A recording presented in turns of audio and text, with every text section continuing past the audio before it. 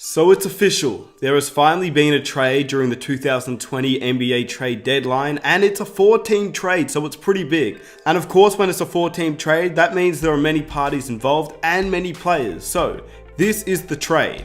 The full trade details include the Hawks receiving Clint, Capela and Nene, the Rockets receiving Robert Covington, Jordan Bell and a second round pick, the Timberwolves receiving Malik Beasley, Jarrett Vanderbilt, Hernan Gomez, Evan Turner and draft picks, and the Denver Nuggets received Jordan Bell, Shabazz Napier and a first round pick from Atlanta, which is the Brooklyn Nets first round pick. It is a huge trade. There are so many things involved in this trade, but at the end of the day, the Houston Rockets do not receive a center, and they're giving up one of their biggest pieces in Clint Capela, who is a center. Now, I know that people in the comment section will say something about Jordan Bell, but Jordan Bell, number one, isn't a center, he's a power forward, and number two, he's not the starting center for the Houston Rockets. I believe that this is going to be interesting to see what Houston does if they may make another move to get a starting center, because honestly, I don't know how Tyson Chandler and Jordan Bell can be your starting centers if you're a team looking to do well in this year's NBA playoffs. It's going to be tough having those two as your starting centers. Tyson Chandler literally averages 1.4 points and 2.6 rebounds in 8.8 minutes per game, so he barely plays.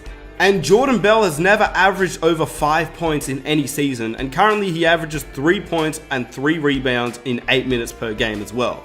Neither player is a starting center, and they're barely bench players on a team. So firstly, I want to know your winners and losers of this trade in the comment section down below. It's a pretty crazy trade. It's like a 15-person trade, which hasn't happened, I don't think, in the NBA. So let me know down below what you think about the trade. If you enjoy these videos, I'd greatly appreciate if you guys could smash that like button for me. It would be amazing if we could reach 1,000 likes for the next video. Subscribe if you're new for NBA content every single week, and hit that notification button so you never miss an upload. It takes 1 second of your time, and I would greatly appreciate it. With that said, let's get on to the video. So firstly, the Houston Rockets, because they're the main team I believe in this situation. They're trading their starting center. Clint Capela has been a pretty decent player for the Houston Rockets over the last couple of years. Yes, of course, he's having a down year from his past year. Last year, he was a 16 point per game player, a guy who could get you 13 rebounds, 1.5 blocks per game, shooting 64% from the field, and he even shot 63% from the free throw line, which was much better than what he'd previously been shooting. This year though, he's averaging 14 points with 14 rebounds, 2 blocks per game, shooting 52% from the free throw line in 32 minutes per game. So overall, Clint Capela was a solid player. He wasn't Russell Westbrook or James Harden, but he was a solid player for the Houston Rockets, a guy that would be able to grab boards, play defense, and score when needed. I don't think that the Houston Rockets are done though. I think they're going to make another move during this year's NBA trade deadline. I would have thought that Eric Gordon would be the perfect player that the Houston Rockets can trade away for a big man, considering they have a lot of wing players, such as Ben McLemore, Daniel House, Austin Rivers, Eric Gordon. Now they have Robert Covington, and of course they have James Harden, but obviously they cannot trade away Eric Gordon, considering he signed an extension this summer, which means he's unable to be traded for the 6 months, and it hasn't passed 6 months since he signed his extension. So one thing I think the Houston Rockets could do is possibly go and get Kenneth Faried again like they did last year in free agency, considering that Kenneth Faried actually played pretty decent for them whilst they didn't have Clint Capela last season. I don't think the Houston Rockets are done with trades. I think they could potentially make another trade during this year's NBA trade deadline to get another center. I don't know who they're going to trade away, but I do think a player that they could get could be somebody like Tristan Thompson. The Cavaliers won't ask for a lot, and also he isn't too dissimilar from Clint Capela in the way that he plays defense, rebounds, and doesn't really need to be a top option on a team. Plus, he's had championship success and knows what it takes to win on the biggest stage. I would probably rather Clint Capela, but now that you have Robert Covington, it would make sense. Then you have a lineup of Russell Westbrook, James Harden, Robert Covington, PJ Tucker, and Tristan Thompson, which I believe is a better lineup than what they currently had. So it's going to be interesting to see if the Rockets make another move, but currently if they don't and they stick with their very small lineup, that's where it's going to be challenging for the Houston Rockets in my opinion.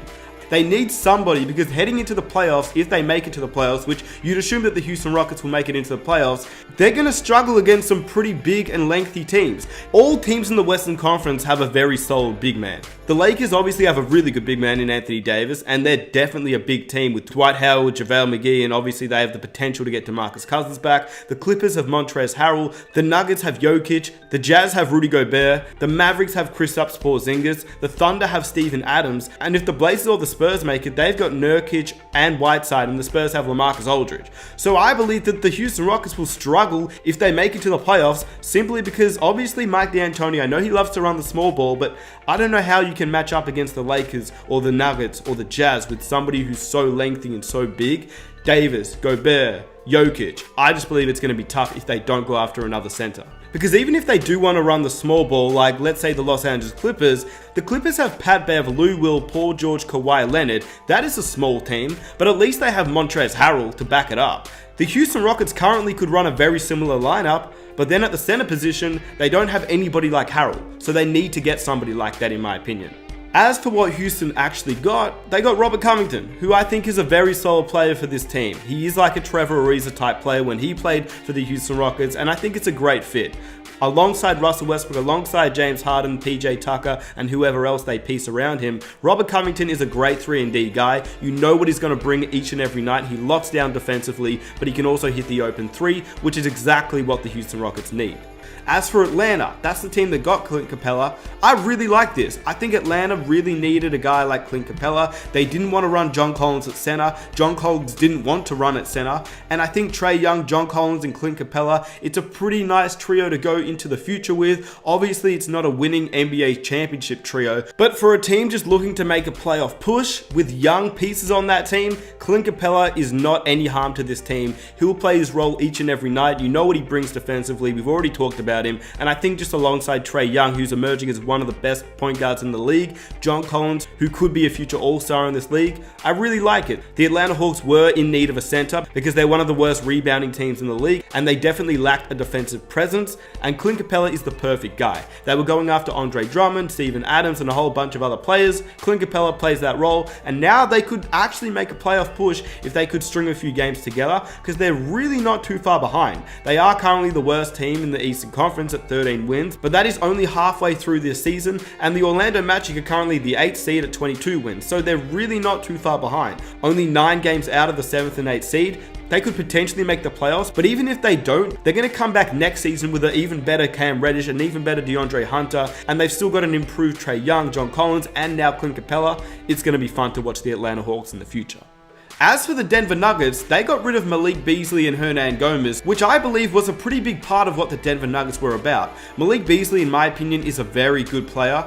I feel like he will be missed, but at the same time, he wasn't being utilized in Denver. He was playing 18 minutes per game, and with the emergence of Michael Porter Jr., you can see that he will probably not have a role in this Denver Nuggets team. He only averages 7.8 points on 39% and 36% from 3. Last season, though, he averaged 11 points, and he did show a little bit more, but this year at 23 years of age, he just couldn't find his role on the Denver Nuggets with what they're building this season. He's going to be a great fit in Minnesota, I reckon. I believe he'll have an emerging year in Minnesota. He'll be able to play there for a few years, see how they fit around with Wiggins and Towns, and he could be somebody that could be utilized in Minnesota far more than he is used in Denver. As for Hernan Gomez, I really like what he brought, a big man that can hit the three. He isn't a big piece, but I thought he was a guy that the Denver Nuggets could utilize, but I guess not. They're going with Gerald Green, and Gerald Green is somebody that has come off the bench in the past. He's like a J.R. Smith type player where if he comes off the bench, you know what he brings. He has crazy athleticism, can hit the three, he's a solid wing defender just because of how athletic he is and how quick he moves. I believe that Gerald Green will fit a lot better in the Denver Nuggets roster, and he's a guy that can do multiple things on the court and give the Denver Nuggets a spark off the bench, which they need alongside Michael Porter Jr.